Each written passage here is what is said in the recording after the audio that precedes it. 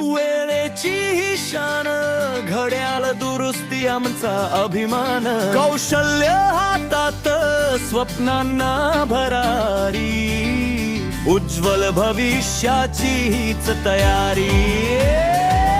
tick tick घड्याळ वेळेचा संदेश,